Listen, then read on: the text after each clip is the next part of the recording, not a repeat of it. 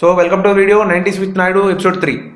So heart attack ఈ మధ్యన అందరికీ ఎక్కువ వచ్చేది ఇదే, ఎక్కువ వస్తుంది మనం చూస్తున్నాం. సో హార్ట్ అటాక్ అందరూ ఏమంటారు, సడన్గా హార్ట్ అటాక్ వచ్చింది చనిపోయాడు అంటారు. కానీ అది సడన్గా రాదు. అది వచ్చే ముందు ఖచ్చితంగా మన బాడీ సిగ్నల్స్ ఇస్తుంది. అవేంటో నేను మీకు చెప్తాను.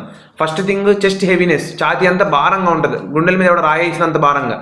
సెకండ్ ఇది చెస్ట్ పెయిన్. ఆ చెస్ట్ పెయిన్ అనేది చెస్ట్ నుంచి లెఫ్ట్ షోల్డర్కి కానీ బ్యాక్కి కానీ నెక్ మన దవడకి కానీ స్ప్రెడ్ అవుతూ ఉంటుంది.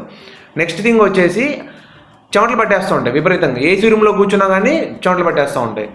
ఫోర్త్ ఆయాసం, బెడ్రూమ్ పక్కనే ఉన్న బాత్రూమ్కి వెళ్ళి వచ్చినా ఆయాస పడిపోతూ ఉంటాడు. ఫిఫ్త్ది లేడీస్లో మోస్ట్ కామన్గా ఎక్కువ వస్తుంది. ఏ పని చేయకుండా ఖాళీగా ఉన్నా కానీ శక్తి లేనట్టుగా ఉండడం, నీరసంగా ఉండడం, ఇవన్నీ అనిపిస్తూ ఉంటాయి. ఆరోది వచ్చేసి వాంతు అయినట్టు అనిపించడం లేదా వాంతులు అయిపోవడం. ఇలా కాకుండా లెస్ కామన్గా కొంతమందికి ఉండేది ఏంటంటే గొంతు నొప్పి వస్తుంది. దాంతోపాటు పొట్టలో ఫుడ్ అరగనట్టు అనిపించడం, అబ్డామినల్ బ్లోటింగ్ ఉండడం, గుండె దడ దడ దడ కొట్టేసుకోవడం, ఇవన్నీ ఉంటాయి.